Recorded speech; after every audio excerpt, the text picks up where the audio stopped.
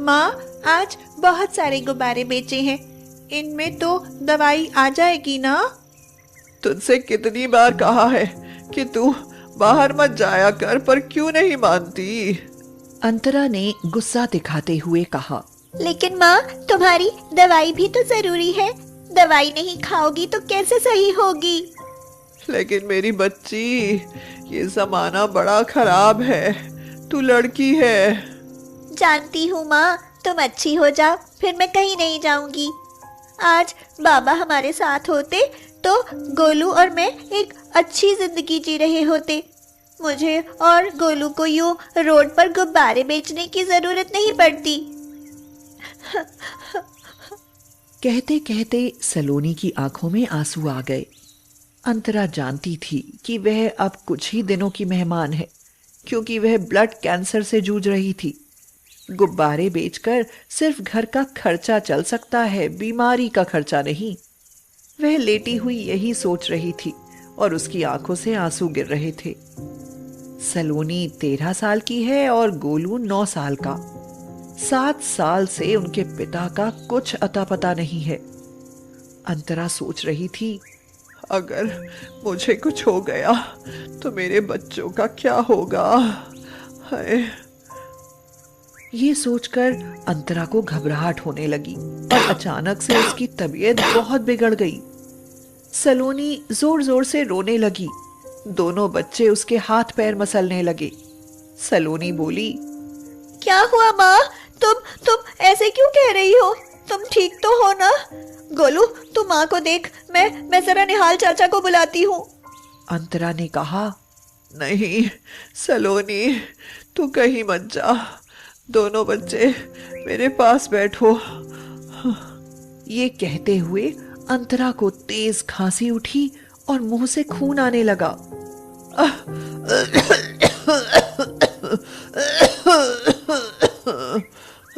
माँ, ये तुम्हारे मुंह से तो बहुत खून आ रहा है।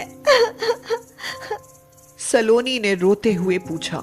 सलोनी, सुन सुन मेरी लाडो, सुन। शायद भगवान के घर से मुझे बुलावा आ गया है।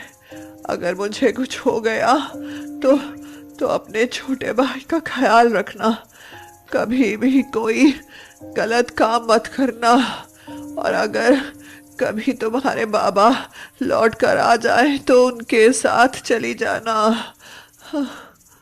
नहीं माँ, हमें बाबा की जरूरत नहीं है। हमें सिर्फ माँ चाहिए, बाबा नहीं। अंतरा ने रोते हुए अपने दोनों बच्चों को सीने से लगा लिया। मैं भी जीना चाहती हूँ मेरे बच्चों, पर मेरी जिंदगी पर अब मेरा अधिकार नहीं। माँ, मैं आती हूँ। चाचा, चाचा। हाँ सलोनी, तू इतनी घबराई सी क्यों है और तू रो क्यों रही है? चाचा जल्दी चलो, माँ मरने वाली है। ये क्या कह रही है सलोनी बेटी? हाँ चाचा, माँ ने बताया कि उनका समय आ गया है। तू चल, मैं भी आया। जब से सलोनी के पिता लापता हुए थे, तब से निहाल और उसका परिवार हर तरह से अंतरा और उसके बच्चों की मदद करता था। निहाल दौड़ा हुआ आया और बोला, अरे ये क्या? इसके मुंह से तो इतना खून बह रहा है। अरे कोई है? जल्दी से इसको अस्पताल ले जाने में मेरी मदद करो। 3 दिन बीत गए। अंतरा अस्पताल में है।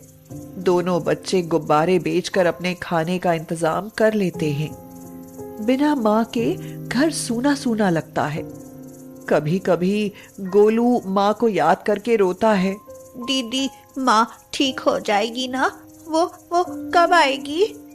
तब सलोनी उसे समझा बुझाकर सुला देती है। यूं तो 3 दिनों से सुधा चाची बच्चों के पास सो जाती है, लेकिन फिर भी सलोनी और गोलू को बिना माँ के रात में डर लगता है, क्योंकि माँ जैसी सुरक्षा उनके आसपास नहीं है। सलोनी को हालातों ने समय से पहले ही बड़ा कर दिया है। निहाल चाचा ने बताया कि अंतरा आज अस्पताल से घर आ जाएगी, तो दोनों बच्चे खुशी से नाचने लगे। दीदी, अब हमारी माँ को कुछ नहीं होगा ना? अब तो वो ठीक हो गई है। इतनी बड़ी तो अभी सलोनी भी नहीं थी कि वह अपनी माँ की बीमारी का अंदाजा लगा सकती। सलोनी बोली, हाँ गोलू, माँ ठीक हो गई है। अब हम खूब कमाएंगे और अपनी माँ का इलाज अच्छे डॉक्टर से करवाएंगे। अंतरा घर आ गई। डॉक्टर ने निहाल को चुपके से बता दिया था। देखिए, अंतरा कुछ ही दिन की मेहमान है, इसलिए इसका सही तरह से ख्याल रखें। कैंसर आखिरी स्टेज पर है। ये बात अंतरा ने भी छुपकर सुन ली। ये सुनकर निहाल को भी बड़ा दुख पहुंचा। अंतरा घर आकर अच्छा महसूस कर रही थी। जब तक मेरी जिंदगी है, अपने बच्चों के साथ ही रहूं।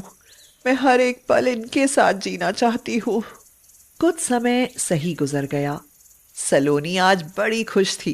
किसी बड़े आदमी ने अपने बेटे के जन्मदिन के लिए उससे 500 रुपए के गुब्बारे खरीदे थे। 500 रुपए उनके लिए बहुत बड़ी रकम थी। अंतरा भी खुश थी।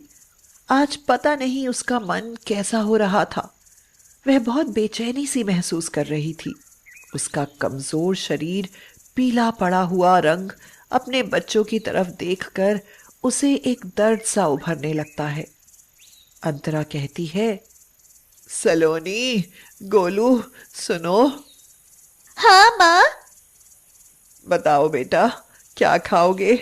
आज मेरा मन कर रहा है कि तुम्हें कुछ अच्छा सा बनाकर अपने हाथों से खिलाऊं। दोनों बच्चे चहक उठे। अच्छा माँ, आज ना आलू की सब्जी और पूड़ी बना लो, बहुत दिनों से खाए नहीं है। जब से अंतरा की तबीयत खराब थी तब से सलोनी ही खाना बना रही थी। सलोनी को गोल रोटी बेलनी नहीं आती थी, इसीलिए वह दाल भात ही पका लेती थी और उससे ही पेट भर लेते थे दोनों बच्चे। अंतरा ने आलू पूरी बनाए, दोनों को अपने हाथों से खिलाया। उसकी आंखों में वात्सल्य प्रेम था। ममता आंसू बनकर उसकी आंखों से बहने लगी। खाना खाकर जब दोनों बच्चे सो गए, अंतरा की आंखों में आज नींद नहीं थी, बल्कि उसे घबराहट हो रही थी। देर रात अंतरा को खांसी उठी और मुंह से खून आने लगा। बच्चों की नींद ना खुले, इसलिए खुद ही अकेली मौत से लड़ती रही। वह भगवान से यही प्रार्थना कर रही थी, हे भगवान, मुझे थोड़ी सी मोहलत और दे दे। बस मेरे बच्चे थोड़े से बड़े और हो जाएं। वह अपना दर्द और तकलीफ सहन करती रही। कुछ गहने जो उसकी माँ ने उसकी शादी में उसे दिए थे और कुछ रुपए जो उसने पाई पाई करके जोड़े थे, सलोनी के कपड़ों में उसने छुपा कर रख दिए, क्योंकि उसे लग रहा था कि शायद आज उसकी जिंदगी की आखिरी रात है। कांपते हुए हाथों से उसने एक चिट्ठी भी लिख कर रखी। सुबह हो चुकी थी। गोलू ने मां को देखा। उसकी आंखें फटी हुई थी, मुंह और बिस्तर खून से लथपथ थे। मां को देखकर वह जोर से चिल्लाया, दीदी। सलोनी दौड़ कर आई और जोर जोर से रोने लगी। क्या हो गया है मेरी माँ को? माँ बोलो, बोलती क्यों नहीं? उठो माँ, उठती क्यों नहीं? माँ, माँ। दोनों बच्चे माँ को जगाने की कोशिश करते रहे, लेकिन माँ कहाँ थी? माँ तो जा चुकी थी। दोनों बच्चे फूट फूट कर रो रहे थे। सलोनी ने अपने भाई को गले लगाया।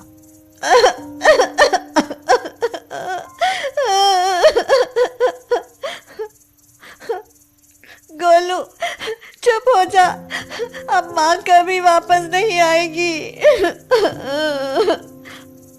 कुछ दिन बीत गए। बच्चे अब संभल चुके थे और फिर वही दिनचर्या। इसी तरह एक महीना गुजर गया। माँ की याद आई तो सलोनी ने अपनी माँ के कपड़ों को देखा। वह माँ की साड़ी को देखकर रोने लगी। फिर उसकी नजर वहां रखी एक पोटली पर गई। उसने उसे खोला तो उसमें कुछ गहने और एक चिट्ठी मिली। यह वही चिट्ठी थी जो उसकी माँ ने उस रात तड़पते हुए लिखी थी। उसमें लिखा था, सलोनी, तू बड़ी है, गोलू अभी छोटा है। शायद तू मेरी बात को अच्छे से समझ लेगी। शायद अब मैं ना बचूं, पर मेरी आत्मा हमेशा तुम्हारे लिए तड़पती रहेगी। मैंने कुछ गहने और पैसे रखे हैं, तुम दोनों के काम आएंगे। जब तक मैं जिंदा हूं तुम्हें कोई तकलीफ नहीं होने दूंगी, लेकिन मेरे बाद तुम दोनों अनाथ हो जाओगे। दुनिया तुम्हें न जाने किस किस नजर से देखेगी बेटा। अपना ख्याल रखना। इस चिट्ठी के पीछे तुम्हारे बाबा के घर का पता लिखा है। मैंने तुम्हें कहा कि तुम्हारे बाबा कहीं लापता हो गए थे, लेकिन सच तो ये है कि वो मुझसे बहुत साल पहले नाराज होकर चले गए थे और वहीं उन्होंने किसी और से शादी कर ली। पर क्या पता तुम दोनों को देखकर उनकी नाराजगी खत्म हो जाए। मेरे बाद इस चिट्ठी के पीछे लिखे पते पर चले जाना। वहां तुम्हारी दूसरी माँ भी होगी। उसे कभी सौतेली माँ मत समझना। मुझे माफ कर देना, ये बात मैंने तुमसे छुपा कर रखी। मेरे बाद गोलू का ख्याल रखना सलोनी। चिट्ठी पढ़कर सलोनी को बाबा के लिए बहुत बुरा लगा और उसने सोचा, बाबा, आपने क्यों ऐसा किया? नहीं करना चाहिए था ऐसा आपको। उसकी आंखों से आंसू बह रहे थे, मगर बाबा से मिलने की उम्मीद भी थी उसे। गोलू को साथ लेकर वह उस लिखे हुए पते की तरफ निकल गई। कुछ घंटों बाद वह अपने बाबा के घर के सामने थी। एक व्यक्ति जो घर से बाहर निकला, वह ही उसका बाबा था। अपने बाबा को देखकर वह उनसे लिपट गई। बाबा ने उसे पहचान लिया।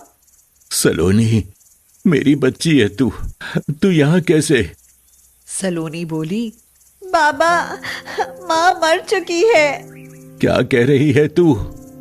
हाँ बाबा, मरने से पहले माँ ने ये चिट्ठी लिखी थी जो मुझे अब मिली है। उसके बाबा ने चिट्ठी पढ़ी और दोनों बच्चों को गले से लगा लिया। मुझे माफ कर दे, मैंने तुम लोगों का बहुत दिल दुखाया है। अब हम एक साथ रहेंगे। अंदर चलो। हाँ, अंदर चलो। और फिर उनकी जिंदगी की एक नई शुरुआत होती है।